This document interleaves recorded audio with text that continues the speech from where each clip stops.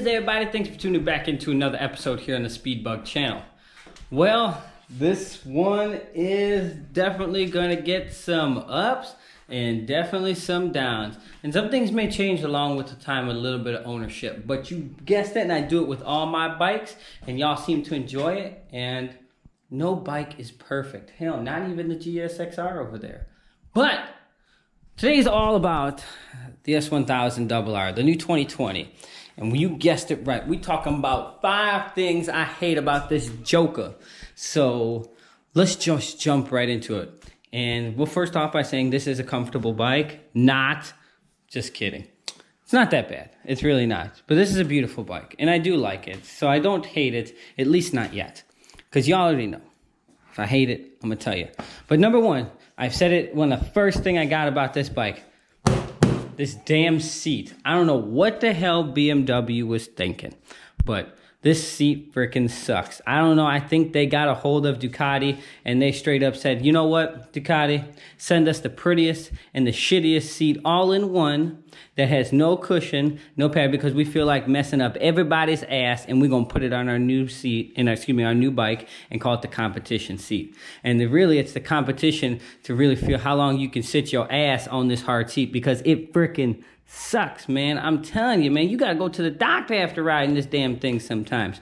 But thank God the suspension is so good and so adaptive in road mode that it really takes a lot of it out and adds a little charm to your ass done underneath here. But it sucks. But I get it. This is the competition package and the M package, or whatever hell BMW wants to call it.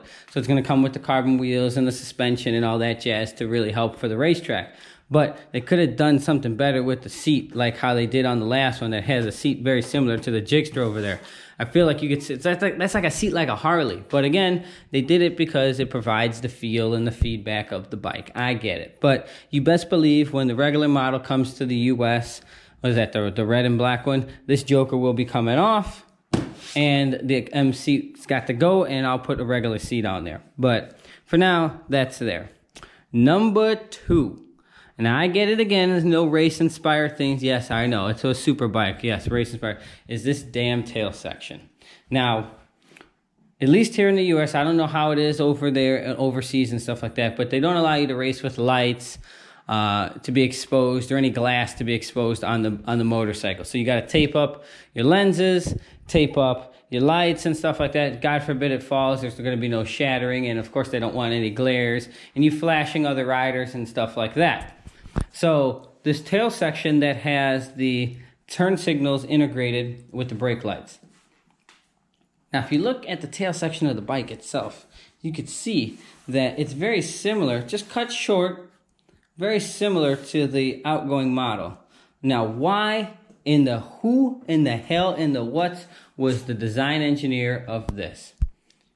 Now if you want to do that, you could at least do something to fix that, because that shit is hideous. I mean, if you had some rollerblades and your bike and your buddy is riding your bike, you can grab these freaking jokers and just let them pull your ass around like you in Back to the Future, you know, like when Marty McFly was grabbing the pickup in Back to the Future. Those things are freaking hideous. Hitchhikers could sit their ass on this and just hitch a ride with you. You got a 3-seater BMW. You got you, your girl, and shit, a bum to be on the back just to hang out with you. But again, I get it. It's when you go to the track, it's real quick. You open the seat, take it off, boom, and it comes out, and it's real quick and done. When you go home and ride, you throw it back on.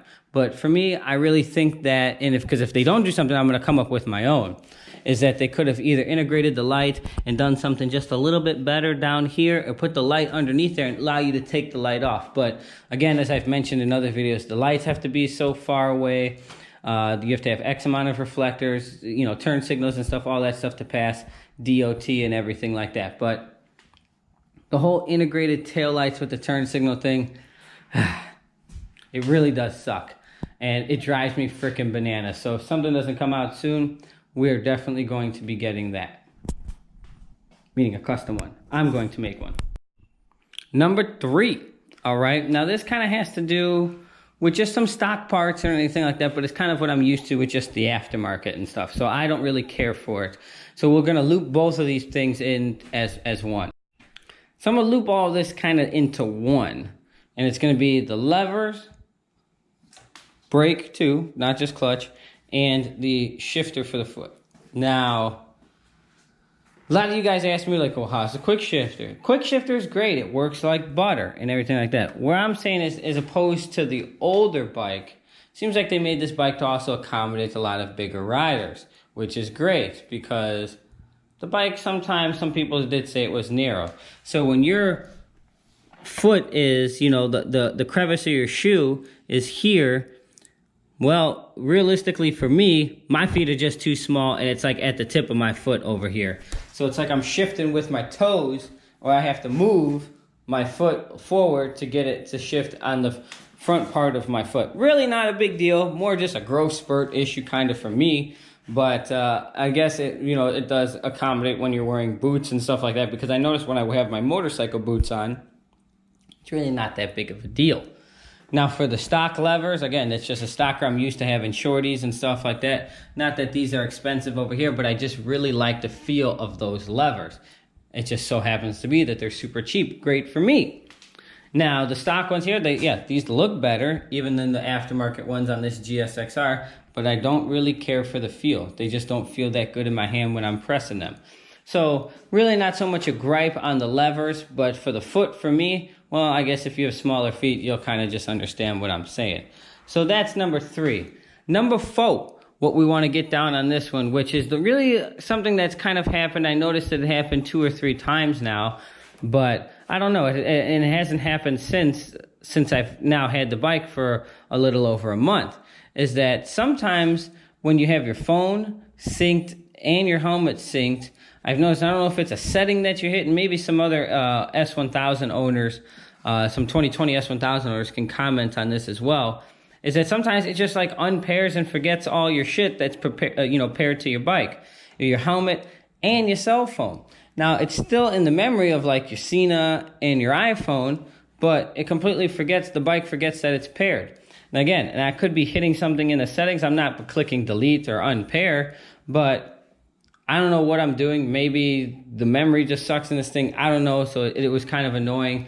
That's one thing that I really despised or didn't like. But once I find a solution, or maybe if everyone else comments and says it's the same shit, then maybe it's not me or my bike. Maybe it is just a real issue. But if I do find a solution that I was doing something wrong, I definitely will let you all know. And the 5th thing that I have to say about this bike that kind of did let me down was the big deal that BMW made about the torque with this bike, saying how much more broad it is. Now, is it more broad?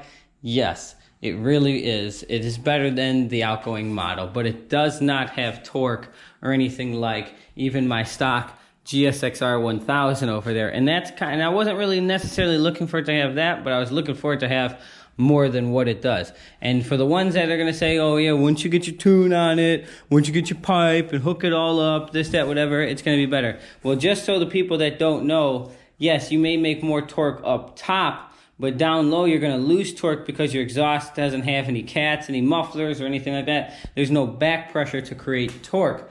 That's going to create CFM and flow for higher RPM and higher horsepower. Great for what you're trying to do and go faster up top. But down low, you kind of want that torque. And even it's no different than being on the GSXR.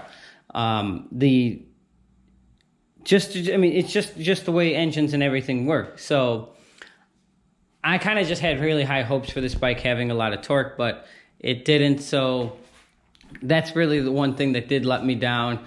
And but it's not horrible. Is it an advancement from the outgoing model? Yes. I'm not really trying to talk all that shit about it or say that, hey, don't buy it or anything like that. It is still a great bike, but I did have a little bit higher hopes for it than what it is kind of actually doing. The suspension by far is the best I've ever ridden on any bike. Is for sure my most favorite part of the entire bike.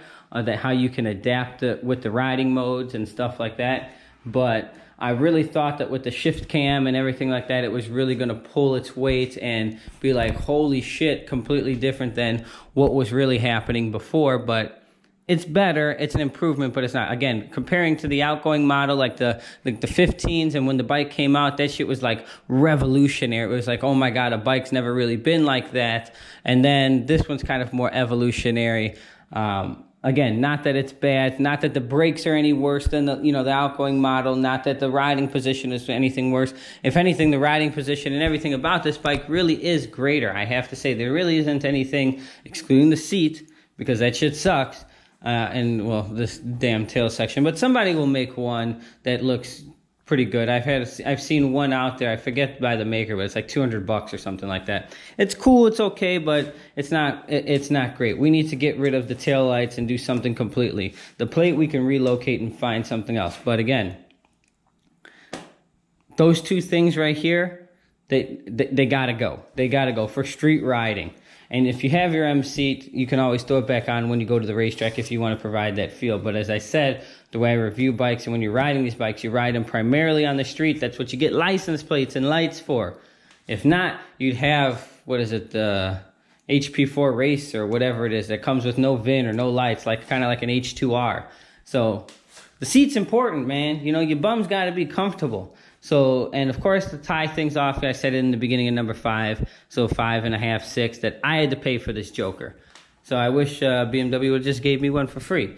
So nitpicking here and going there, just some things just to watch out for, but nothing too crazy. It's not like the bike is overheating or anything like that, but just the 5 things, and maybe there'll be some things that are going to maybe come to light, or I'll change in the future about some of the things that I don't like, or again, maybe this thing will stop dropping my damn cell phone in the future. I don't know. But there you go. 5 things I didn't like about this bike, and there may be 5 more. Some more bugs or shit come out of it, but if not, we'll just leave it at 5. But I think that's going to wrap it up here for today's video. I hope you guys like what you saw.